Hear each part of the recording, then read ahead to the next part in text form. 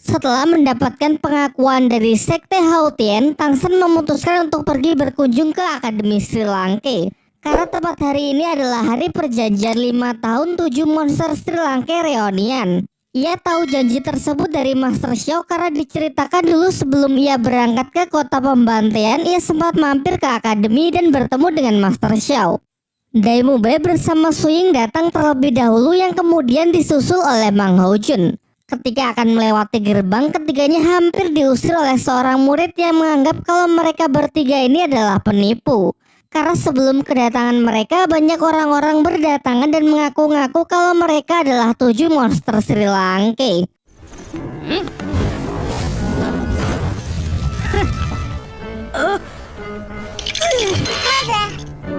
Tak lama setelah itu, Ning Rongrong juga datang untuk memenuhi janji yang telah mereka buat 5 tahun yang lalu.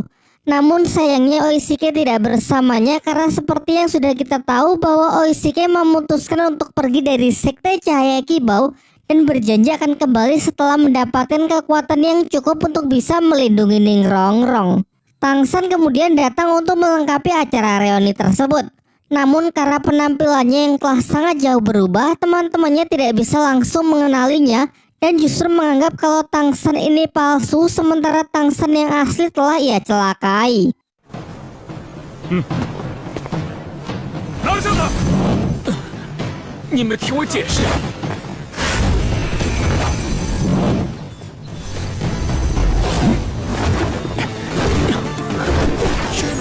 废话少说，王火线。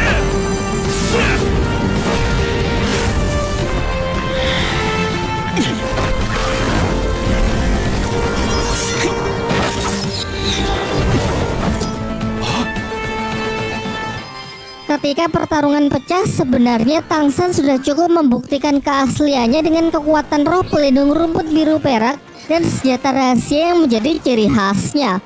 Namun teman-temannya sengaja melakukan prank agar situasi reuni menjadi lebih seru.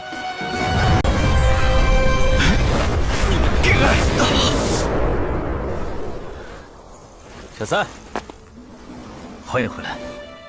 Situasi kembali menjadi sedih ketika membahas mengenai kepergian dari Oishike. Sambil menangis, Ning Rongrong mengungkapkan penyesalannya karena waktu itu ia melepaskan kepergian Oishike begitu saja, yang mana harusnya ia mencegah dan menerima cintanya apa adanya. Kini setelah sekian lama ia tidak tahu keberadaannya, bahkan masih hidup atau sesuatu yang buruk mencelakainya, mengingat dunia dahulu sangat keras sementara Oishike hanyalah master tipe makanan. Guru Zhou kemudian datang dengan maksud ingin menghajar orang-orang yang mengaku sebagai 7 monster Sri Lanka, namun ekspresinya seketika langsung berubah ketika tahu kalau mereka ini adalah murid-muridnya yang asli. Guru Zhou kemudian menjelaskan mengenai keadaan Akademi Sri Lanka yang sudah sangat membaik selama 5 tahun terakhir. Hal ini berkat mereka yang dulu memenangkan turnamen elit Akademi Roh sehingga membuat nama akademi semakin populer dan banyak diminati. Selain itu karena mereka juga membawa nama baik dari Kekaisaran Tiando, keluarga kerajaan pun juga memberikan berbagai macam privilege, terutama di sektor fasilitas dan pendanaan guna membangun akademi menjadi lebih besar. Tentunya kejayaan dari Akademi Sri Lanka tak lepas dari kehebatan para gurunya, terutama Master Xiao. Bahkan sang kaisar pun sampai menemuinya secara pribadi untuk mengangkatnya sebagai ketua Master Roh dan memberinya kepercayaan penuh untuk membimbing para Master Roh muda anggota kekaisaran dalam mengembangkan potensi serta kemampuan mereka. Bicara soal kemampuan, Dai Mubai kini sudah mencapai level 64. Su Ying dan Ning Rongrong baru saja mencapai level 60, sementara Mang Houjun cukup tertinggal karena masih berada di level 57. Namun kendati demikian, kemajuan mereka bisa dikatakan benar-benar luar biasa yang bahkan sanggup mengungguli generasi emas dari Balai Roh Pelindung sekalipun. Di waktu yang bersamaan kita diperlihatkan sebuah tempat dingin bersalju yang mana terdapat sekumpulan pemburu yang bekerja sama untuk menaklukkan seekor siluman roh berusia 25.000 tahun. Setelah siluman roh berhasil dilumpuhkan, salah seorang dari mereka maju untuk menyerap kekuatan cincin roh dari siluman tersebut. Dan ternyata orang tersebut adalah Oishike. Diceritakan bahwa selama berkelana di dataran dahulu, ia berafiliasi dengan beberapa Master Roh untuk saling bekerja sama membentuk sebuah tim. Namun sebagian besar anggota tim mulai tidak menyukainya. Mereka merasa kalau Oishiki hanya Master Roh tipe support yang derajatnya tidak lebih tinggi dari mereka. Namun entah mengapa ketua tim sangat segan terhadapnya dan cenderung lebih mengutamakannya ketimbang anggota tim yang lain. Kedengkian yang mulai timbul di pikiran mereka semakin menjadi besar ketika mereka melihat siluman roh yang Oishiki serap memiliki atribut tulang roh. Mengingat tulang roh adalah atribut yang sangat langka dari seekor siluman roh, membuat mereka sangat tertarik untuk memilikinya hingga akhirnya memutuskan untuk melakukan pengkhianatan demi merebutnya secara paksa. Sang ketua tim yang diketahui bernama Haote mencoba meredam amarah dari para anggota tim yang membelot agar menunggu sampai Oishiki selesai melakukan kultivasi baru merundingkan siapa yang cocok menjadi pemilik dari tulang roh tersebut. Namun usulannya tersebut mereka tolak mentah-mentah dan justru langsung melancarkan serangan kepada Oishiki yang masih dalam kondisi lemah pertahanan.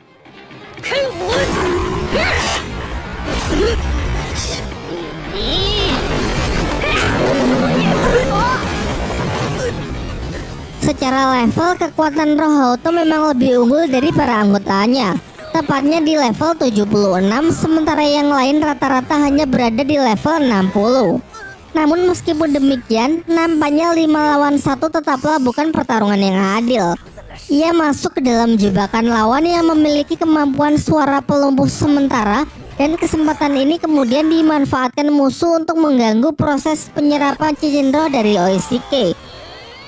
Dengan skill ke-7 dari kemampuan roh pelindung jenis hewan buas yakni beruang iblis, Haote mengamuk demi melindungi Oishiki setidaknya sampai proses kultivasinya telah selesai.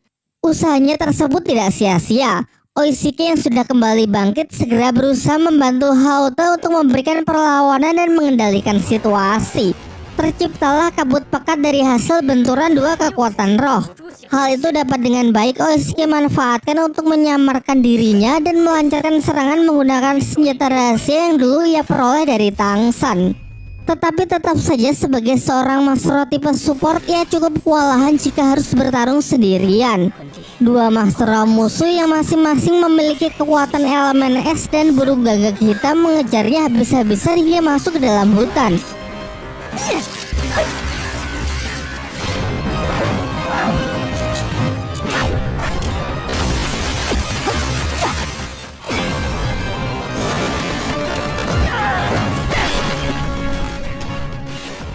Ia sukses menjatuhkan salah seorang dari mereka.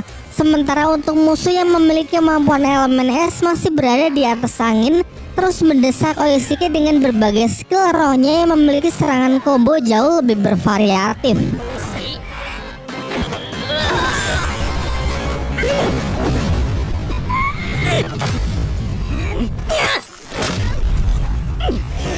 Setelah lolos dari maut, ia berencana untuk mengeluarkan skill terbarunya yaitu skill ke-6 yang bernama sosis cloning. Untuk itu ia segera terbang menuju darah Haote yang tadi sempat berceceran, dikarenakan skill ke-6-nya ini hanya bisa diaktifkan setelah ia menyerap sedikit darah dari Master Roh yang ingin ia cloning kemampuannya. Barulah setelah syarat terpenuhi dan skill ke-6-nya telah aktif, ia hanya tinggal memilih skill mana yang ingin ia copy dari Master Roh tersebut, lalu dengan bebas ia bisa merilisnya seolah-olah itu adalah skillnya sendiri.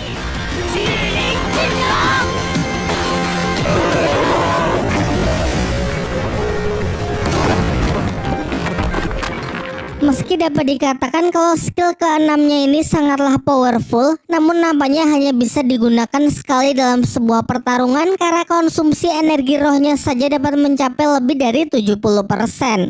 Salah seorang musuh yang masih sanggup bangkit mencoba memanfaatkan momen ini untuk menghabisi mereka berdua selagi mereka sudah kehabisan energi. Demi mengatasi hal itu, Oishiki maju dan terjadilah pertukaran serangan. Oishiki jatuh terlebih dahulu karena ia terkena luka tusuk. Sedangkan musuhnya harus meregang nyawa setelah Oishiki menyerangnya menggunakan senjata rahasia yang ia sembunyikan di dalam mulutnya. Alhasil setelah menyaksikan kengerian dari senjata milik Oishiki, semua musuhnya pun segera lari ketakutan meninggalkan medan pertempuran. Sedangkan Oishiki yang terluka dan sudah benar-benar kehabisan tenaga akhirnya jatuh pingsan. Ketika ia kembali siuman, di sampingnya sudah ada Haote yang menemani dan merawat lukanya. Tidak heran Haote bersikap sangat baik kepada Oishiki karena memang mereka berdua ini sudah mengambil sumpah untuk menjadi saudara angkat. Haote lalu memberikan tulang siluman roh yang diperebutkan tadi kepada Oishiki karena ia sangat kagum melihat kesungguhan dari temannya tersebut. Ia sangat yakin kalau di masa depan Oishiki akan bisa mengukir sejarah baru bahwa seorang master tipe support sekalipun sanggup mencapai peringkat teratas dan mendapatkan titel Douluo.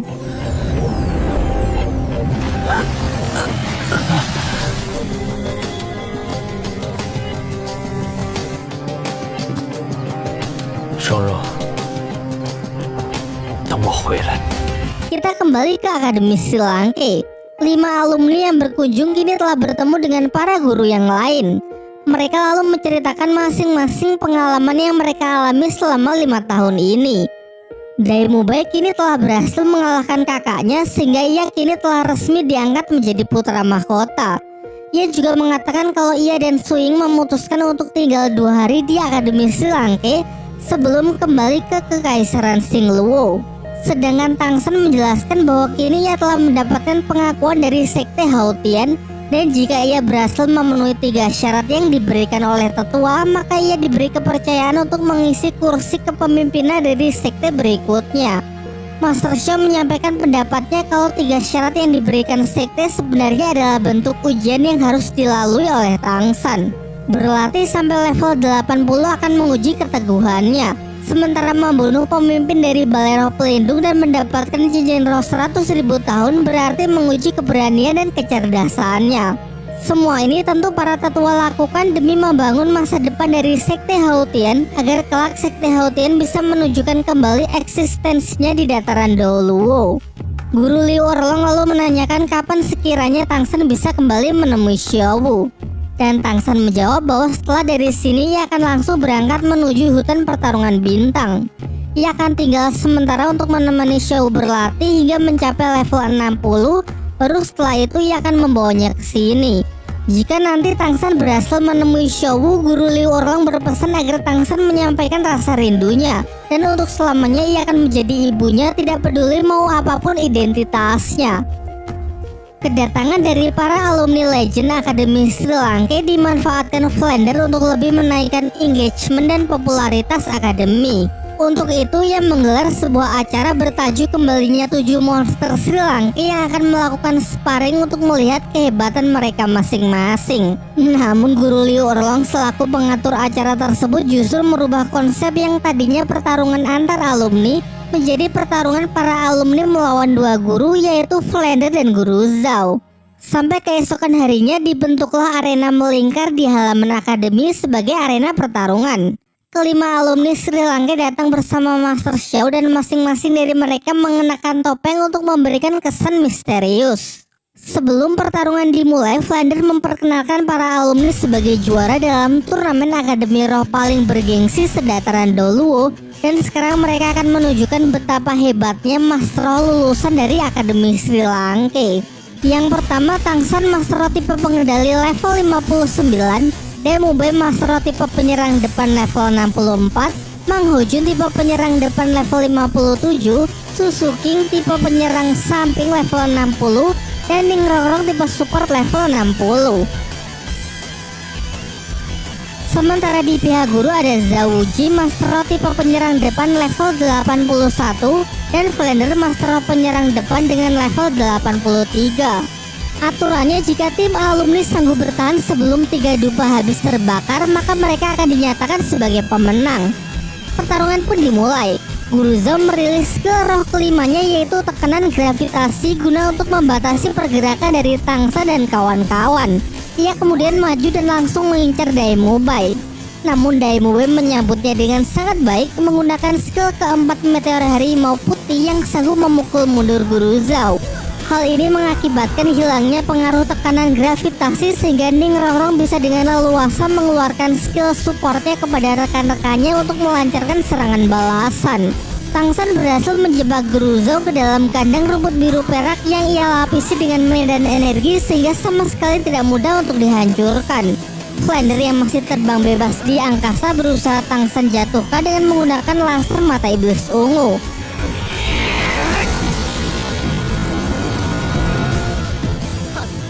Dan jika masih kurang, Ma Hongjun dengan skill terbarunya yaitu skill kelima Meteor Phoenix sudah lebih dari cukup untuk membuatnya kewalahan. Selanjutnya Mubai juga unjuk kebolehan dengan skill terbarunya yaitu skill roh ke-6 serangan kematian harimau putih untuk menjatuhkan Guru Zhou. 心魄。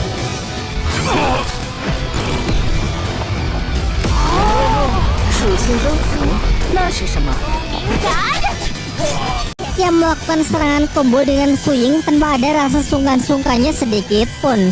Baru habis satu dupa saja tim guru sudah dibuat kewalahan. Sehingga taktik terbaik untuk melawan para alumni saat ini adalah melakukan gimmick, yang mana tim alumni akan berpura-pura takut kepada Flander dan akhirnya mengaku kalah dari tim guru, karena jika pertarungan terus dilanjutkan bisa-bisa reputasi dari para guru akan dipermalukan. Meskipun sebenarnya guru yang sukses memanglah guru yang telah berhasil membimbing seorang murid sampai menjadi lebih hebat dari gurunya sendiri.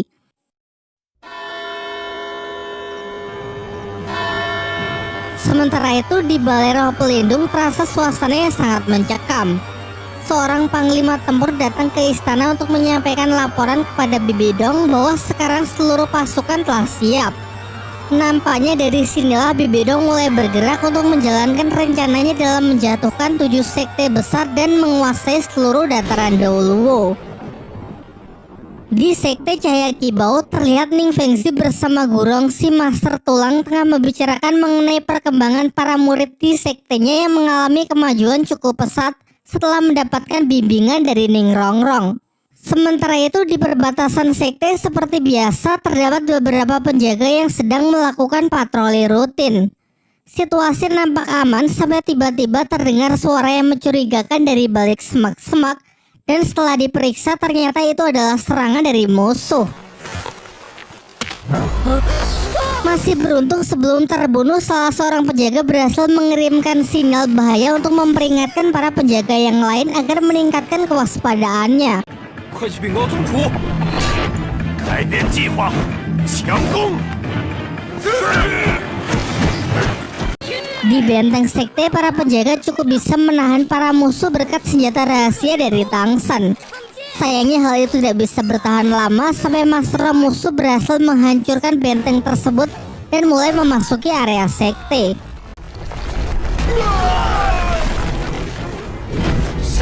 Lebih jauh masuk ke dalam, korban pun mulai berjatuhan dan satu persatu penjaga dibantai dengan kejamnya. Chen Xing sang master pedang segera mengambil tindakan untuk menghentikan para musuh dan mencegah agar mereka tidak masuk lebih jauh lagi. 剑道真心，以气魂技，蛇矛真身。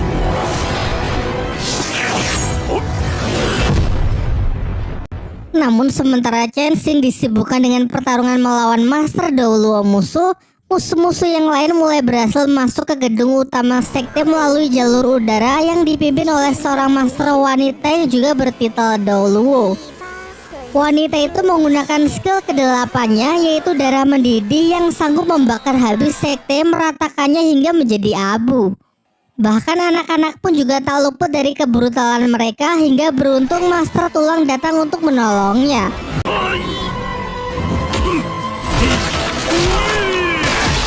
Kondisi bangunan sekte sudah sebagian besar hancur dan korban yang berjatuhan pun sudah tidak terhitung jumlahnya. Yang masih sanggup melakukan perlawanan hanyalah Master Tulang dan Master Pedang yang dibantu oleh Ning Fengzi menggunakan skill supportnya.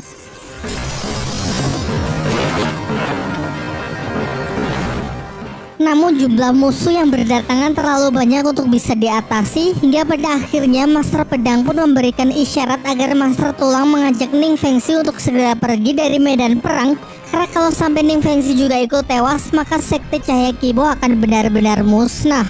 Di pagi harinya Ning Fengzi datang ke Akademi Sri Lanka untuk mengabarkan kabar duka tersebut, yang mana semalam sekte diserang oleh sejumlah musuh secara mendadak.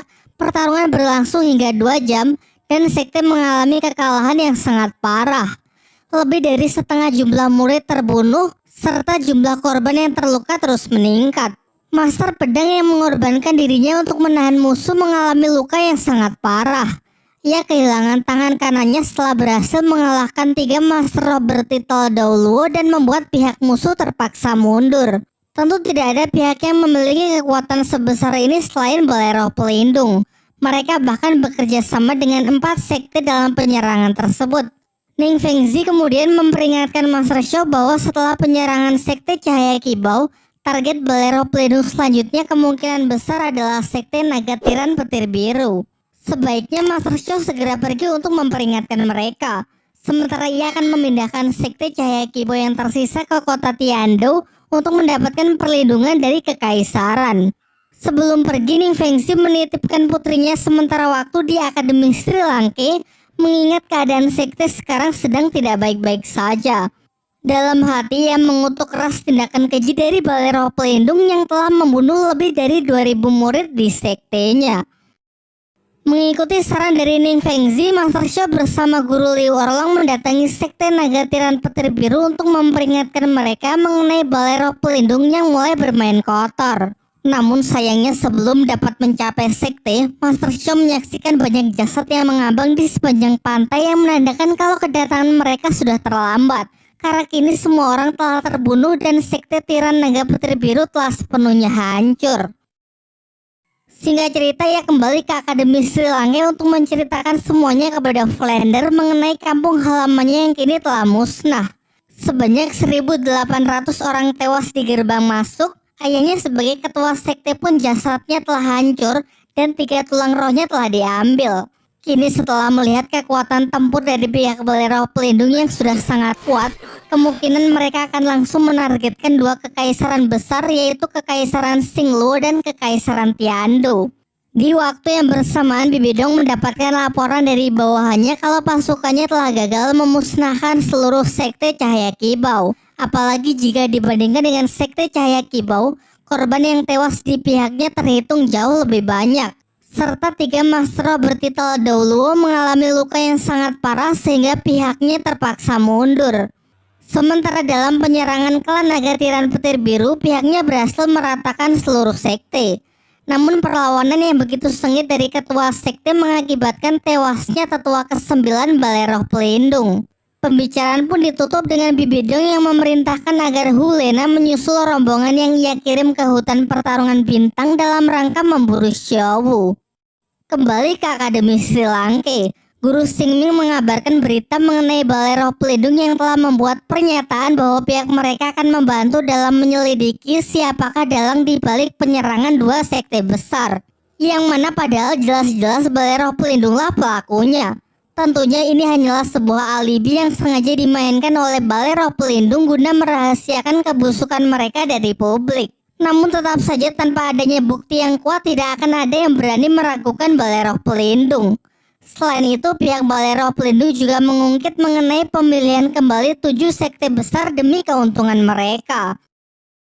Di sisi lain, Tang San pagi-pagi sekali sudah berangkat menuju hutan pertarungan bintang untuk mencari Xiao Wu. Ia bahkan belum tahu kalau sektenya Ning Rongrong sedang dalam masalah. Pembagian wilayah di hutan pertarungan bintang dibagi berdasarkan usia dari siluman roh, yang mana bagian luar diisi oleh banyak siluman roh muda, sehingga Xiao Wu sebagai siluman roh berusia 100.000 tahun pasnya berada jauh di dalam pusat hutan. Ia terus masuk lebih jauh hingga hampir memasuki kawasan siluman roh puluhan ribu tahun, yang mana situasinya juga akan menjadi semakin berbahaya. Melalui kemampuan tulang roh kebijaksanaan dan medan rumput biru perak, ia bisa merasakan kalau di depan ada beberapa makhluk asing yang sedang berkumpul, kemungkinan besar adalah para mastro yang sedang berburu cincin. Untuk berjaga-jaga, Tang Shen menggunakan teknik unik semacam proyeksi astral untuk memastikannya.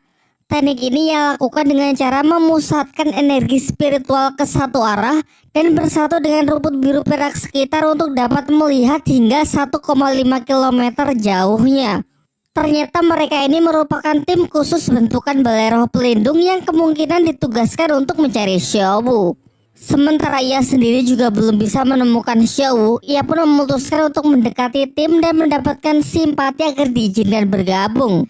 Dengan penampilan fisik yang telah jauh berbeda, pastinya tak akan ada yang menyadari kalau ia sebenarnya adalah Tang Shen. Sebagai pancingan, ia yang cuma sendirian bertarung melawan 4 master sekaligus dari pihak balai roh pelindung, dan hanya dalam sekejap ia berhasil mengalahkan mereka.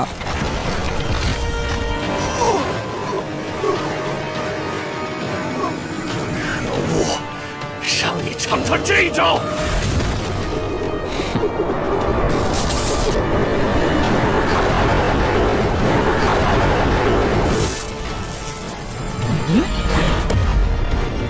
这是，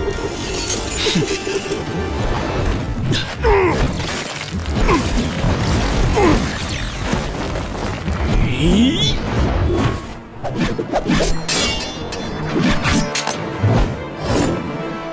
Setelah menunjukkan roh pelindung Palu Haotiannya, terungkap kalau ia adalah anggota Sekte Haotian.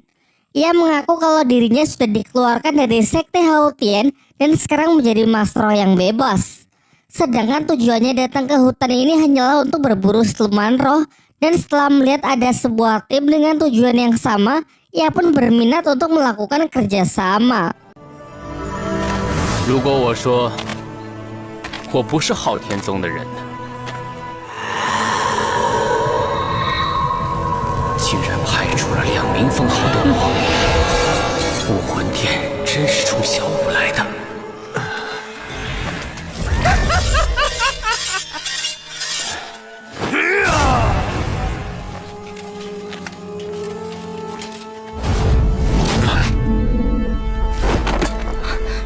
Ketika suasana sedang tegang-tegangnya, Hulena tiba-tiba datang dan langsung mengenali pria di hadapannya adalah Tang Yin. Hulena lalu menjelaskan bahwa Tang Yin adalah temannya yang dulu sudah membantunya keluar dari kota pembantaian. Dari ekspresi dan gelagatnya terlihat jelas kalau Hulena ini memiliki perasaan kepada Tang Shen. Ia bahkan secara terang-terangan mengatakan kalau ia bersedia jika dimintai bantuan untuk mencari siluman roh. Master tipe api yang bernama Yan sudah sejak lama menyukai Hulena. Tentu saja emosinya langsung tersulut ketika menyaksikan Tang Shen yang bersikap sok keren.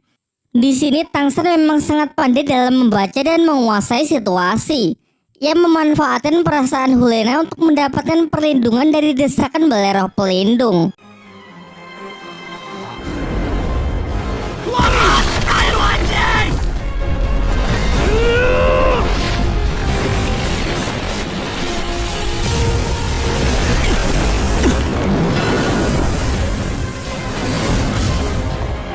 燕，你再不住手，别怪我不客气。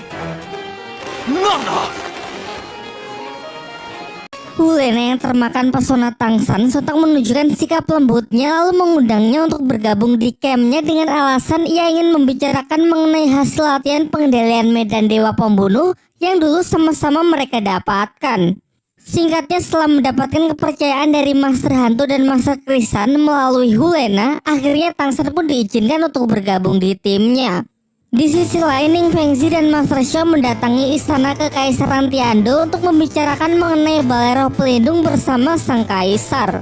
Master Xiao mengutarakan pendapatnya bahwa kini balai roh pelindung sudah memiliki lebih dari 70% kekuatan di dataran Dauluo, sehingga menjadi luar biasa kuat. Untuk bisa melawannya, ia menyarankan agar Kekaisaran Tiando membuat aliansi dengan Kekaisaran Xingluo untuk bekerja sama melawan balai roh pelindung. Karena hanya dengan cara itu balai roh pelindung bisa dikalahkan. Meskipun jika dilihat dari sejarahnya, hubungan dua kekaisaran ini terbilang kurang baik, asalkan memiliki kepentingan dan tujuan yang sama maka pasti bisa dipersatukan. Pembicaraan pun ditutup dengan Master Xiao yang akan mengambil tanggung jawab untuk melatih pasukan tempur kerajaan Tiando dan mempersiapkan para master untuk bisa maju ke medan perang lebih awal. Kembali ke hutan pertarungan bintang, terlihat Master Hantu yang meminta Hulena agar mendekati Tang Yin untuk mengorek informasi mengenai situasi internal dari sekte Hao Tian dan alasannya dikeluarkan dari sekte tersebut. Ia juga memberikan harapan kepada Hulena bahwa dirinya bisa bersama Tang Yin asalkan bisa membujuknya untuk bergabung dengan pihak Balai Roh Pelindung. Di dalam tenda, Yan terlibat adu mulut dengan Tang San. Ia memperingatkan Tang San jika Tang San sampai berani mencoba mendekati Hulena, maka pasti ia akan membunuhnya. 你有那个能力吗？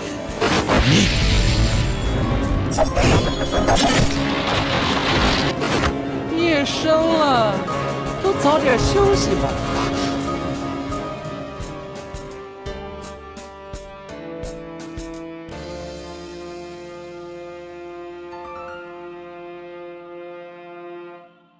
Di pagi harinya, Yan membawakan makanan untuk Hulena. Namun setelah dicek ternyata tendanya malah kosong. Karena ternyata Hulena justru mendatangi tenda Tang San untuk memberi Tang San sarapan.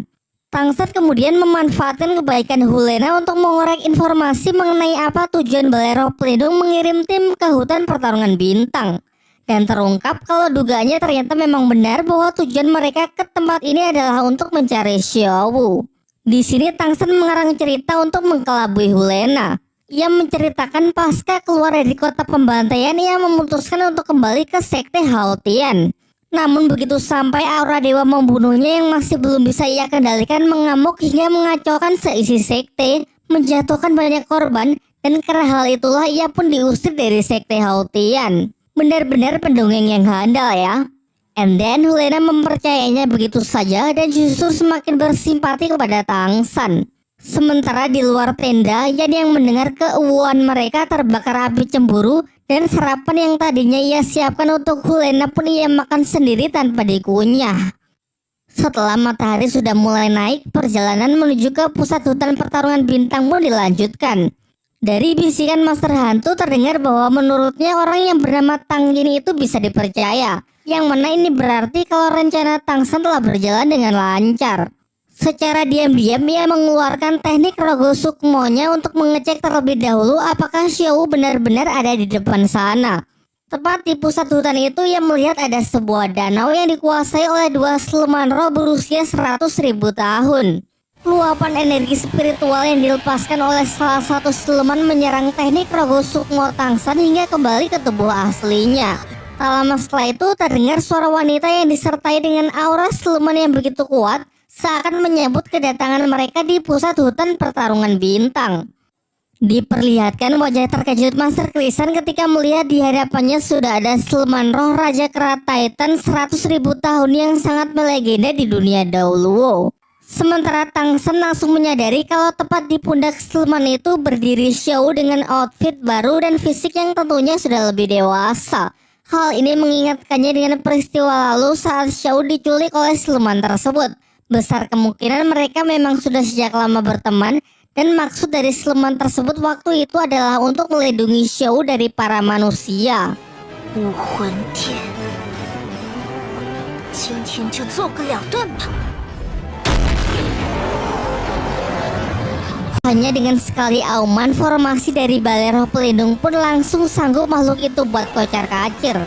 Master Hantu memerintahkan pasukannya agar tetap tenang. Ia bersama Master Krisan akan mengalihkan perhatian dari siluman kera Raja Titan, sedangkan yang lain mencari kesempatan untuk menangkap Xiao Wu lalu segera melarikan diri meninggalkan hutan pertarungan bintang. Keduanya pun segera maju dengan masing-masing skill roh terkuat mereka.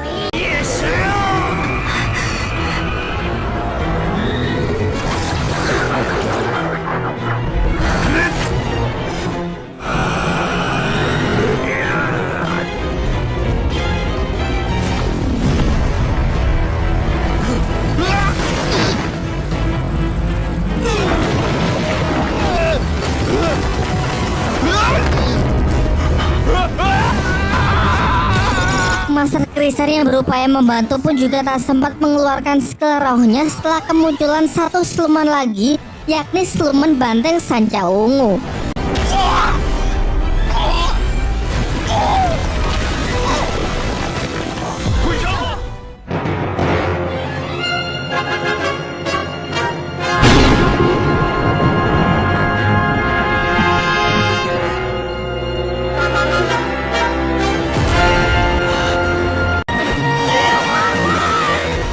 situasi yang semakin mendesak mereka, Master Krisa dan Master Hantu melakukan skill gabungan kekuatan roh pelindung untuk merilis teknik yang bernama medan statis bipolar. Teknik ini sanggup membatasi pergerakan dari makhluk apapun yang berada di dalam radius serangannya sampai benar-benar dalam kondisi diam tidak bisa bergerak. Sehingga kesempatan ini harus yang lain manfaatkan untuk menangkap Xiao lalu segera pergi.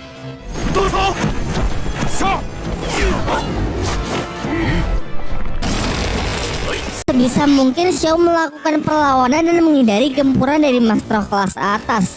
Sedangkan Tang San yang menyaksikan hal itu akhirnya mulai bertindak dengan melumpuhkan si Yue dalam sekali serang.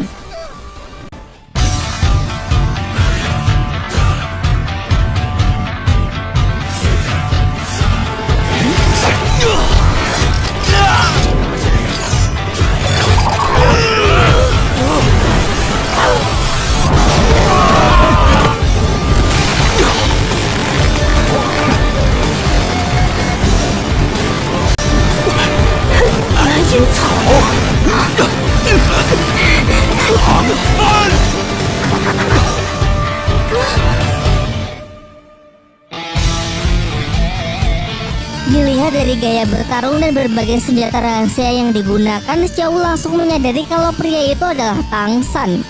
Begitu pula dengan Hu Lena ketika melihat teknik roh rumput biru perak yang dirilis oleh Tang Yin, akhirnya juga tahu kalau orang yang selama ini ia sukai adalah Tang San, musuh bebuyutan yang mengalahkannya dulu di turnamen Akademi Roh Elit. Setelah berhasil mendapatkan Xiao, Tang San pun segera bergerak cepat untuk meninggalkan lokasi pertempuran. Namun selain banyaknya master dari pihak Balai Roh Pelindung yang mengejarnya, di depan juga ia harus melewati para siluman roh yang mungkin akan menyerang. Ia berencana melakukan combo dengan Xiao untuk mengatasi 5 master dari Balai Roh Pelindung yang menyerbu mereka dari berbagai arah.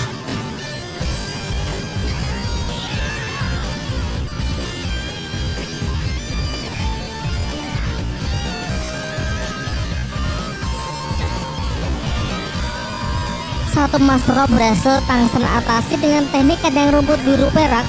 Selanjutnya Xiao ditugaskan untuk menyibukkan salah satu musuh, sedangkan Tang San melawan 3 master sisanya.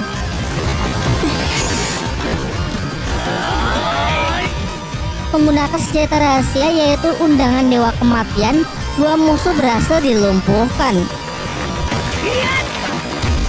Selanjutnya satu master penyerang samping yang memiliki gerakan begitu cepat hingga Tang San harus mengorbankan tubuhnya dengan menerima serangan agar bisa menangkap master tersebut.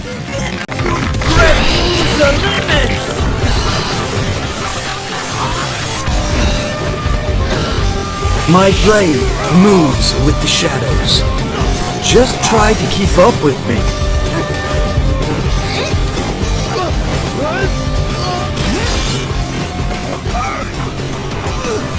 第3魂技圣敌。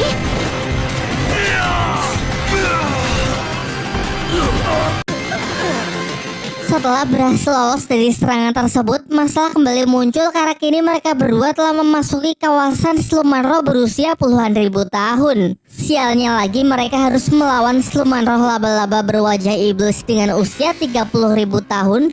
Bahkan kekuatan spiritual Tang San sampai tidak menyadari kehadirannya karena makhluk ini memiliki kecerdasan untuk menyembunyikan hawa keberadaannya. Bisa dikatakan kalau siluman jenis ini adalah mimpi buruk bagi para master roh. Karena memiliki pergerakan yang begitu cepat, racun yang sangat mematikan, serta yang paling mengerikan adalah kecerdasannya untuk bisa menyusun strategi guna menjebak targetnya.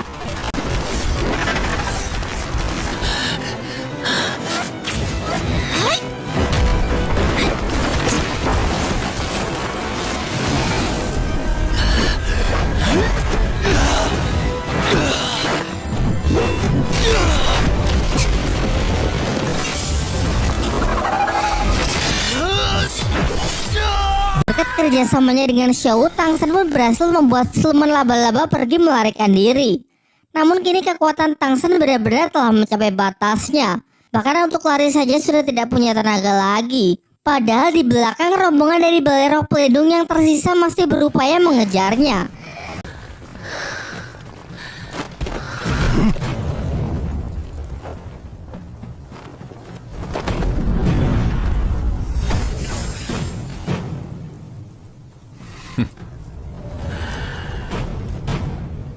强弩末使，何必再做无谓的挣扎？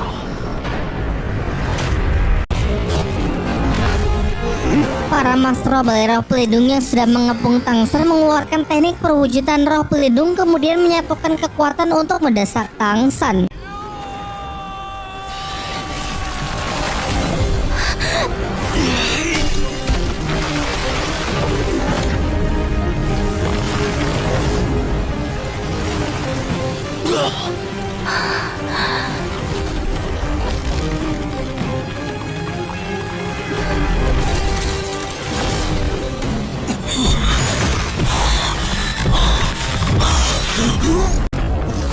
Tekanan itu membuat Tangsan akhirnya berhasil menembus level 60 meski kini kekuatan rohnya telah habis terkuras.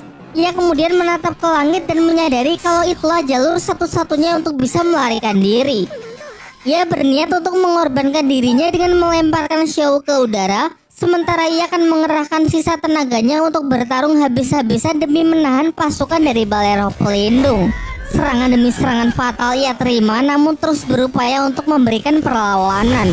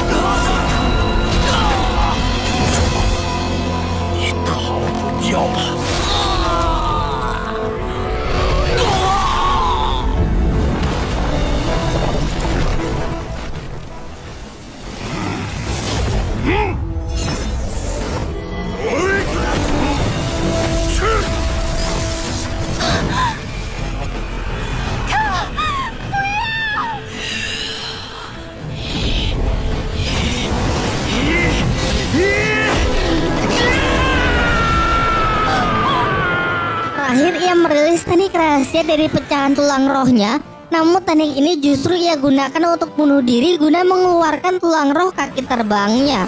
Ternyata ia berencana untuk memberikan tulang roh terbang dari ibunya kepada Xiao agar Xiao bisa terbang melarikan diri.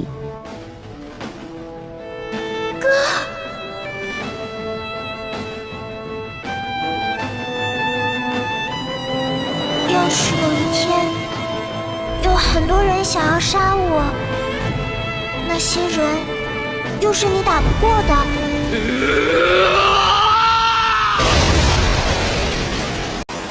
Akan tetapi Xiao tidak menginginkan pengorbanan dari Tangsan tersebut, dan ialah yang justru ingin mengorbankan dirinya untuk Tangsan.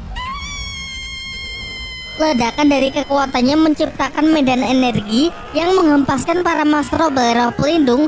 Karenanya juga Daming dan Erming pun telah berhasil meloloskan diri dari kekangan Master Krisan kemudian segera menuju lokasi.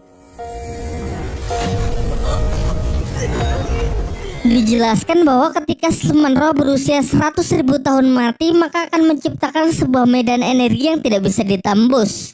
Master Krisan juga menjelaskan bahwa apa yang dilakukan Xiao berbeda dengan apa yang dilakukan oleh Ibu Tangsan, yang mana pengorbanan yang diberikannya ini bisa dikatakan jauh lebih sadis. Karena tidak hanya mengorbankan kekuatannya, namun ia juga mengorbankan jiwanya.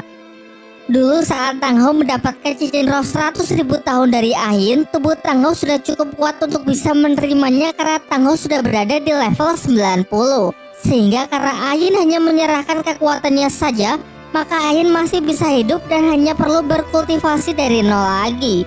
Tentu metode yang sama tidak akan bisa dilakukan kepada Tangsan yang masih berada di level 60, sehingga Xiao memilih cara yang lebih sadis, yaitu memberikan jiwa dan dirinya sepenuhnya kepada Tangsan. Dengan cara ini tidak peduli mau berapapun level kekuatan dari Tangsan, proses penggabungan cincin roh dengan dirinya pasti akan berhasil. Namun sebagai konsekuensinya Xiao akan benar-benar mati dan tidak akan pernah bisa terlahir kembali.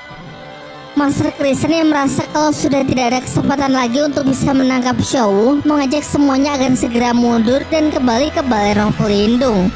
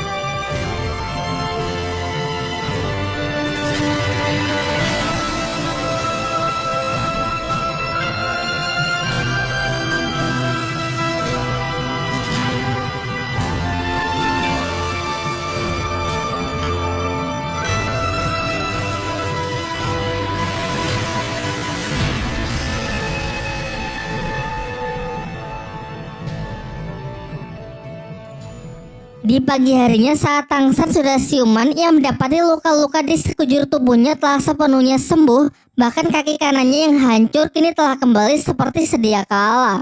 Tepat di sampingnya terdapat kelinci kecil tengah sekarat, yang tentunya merupakan jelmaan dari Xiao dan dapat dirasakan kalau nafas Xiao setiap detiknya semakin melemah.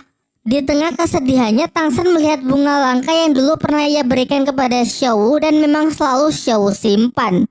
Tangsan teringat kalau bunga ini memiliki kemampuan untuk mengembalikan kehidupan yang telah hilang, sehingga ia berpikir masih ada harapan bagi Xiao untuk mendapatkan kehidupannya kembali. Dan benar saja, kelopak dari bunga langka dapat Xiao serap dengan cepat karena memang bunga tersebut telah memilih Xiao sebagai pemiliknya. Perlahan-lahan Xiao dapat bergerak dan kembali bisa membuka matanya. Terhitung sudah 7 hari berlalu, namun Tangsan tak sejengkal pun bergeser dari tempatnya dan masih setia untuk menemani Xiao di dalam pelukannya. Hingga pada akhirnya tubuhnya yang pastinya sudah kelelahan jatuh pingsan. Di dalam alam bawah sadarnya, ia melihat Xiao dengan cincin merah yang melingkar di tubuhnya serta 2 roh pelindung Tangsan di kedua tangannya.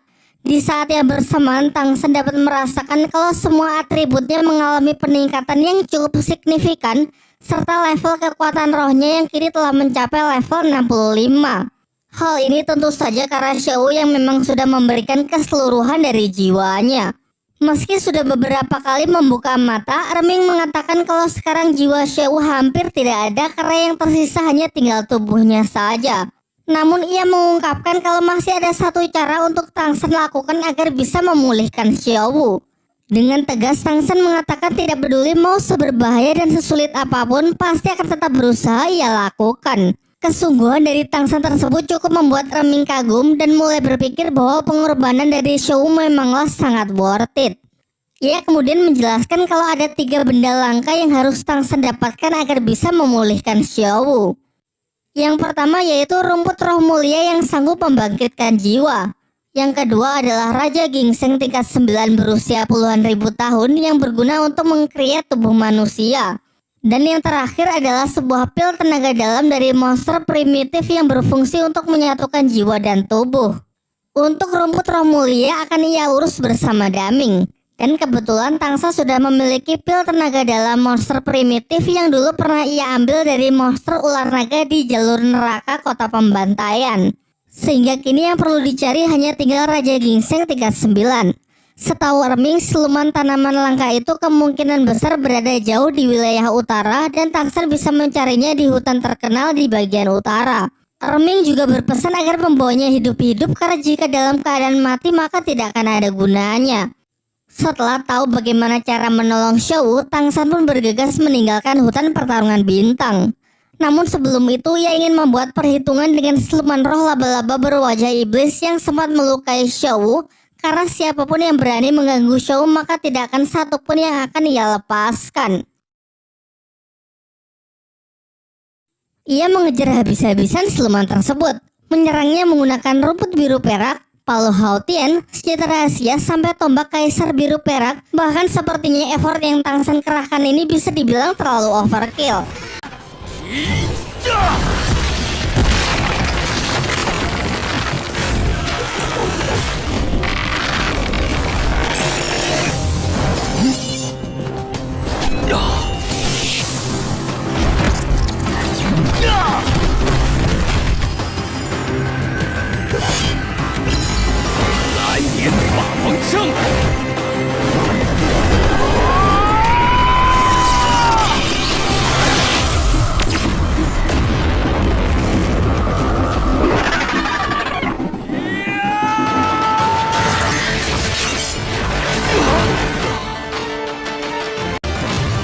Di samping itu ia juga bisa menggunakan berbagai skill orisinil milik Xiao.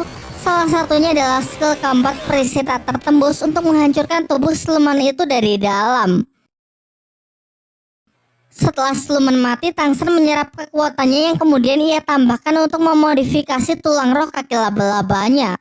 Kini berkat itu ia mendapatkan mode baru yang nampak seperti Kamen Rider bernama perisai cincin es.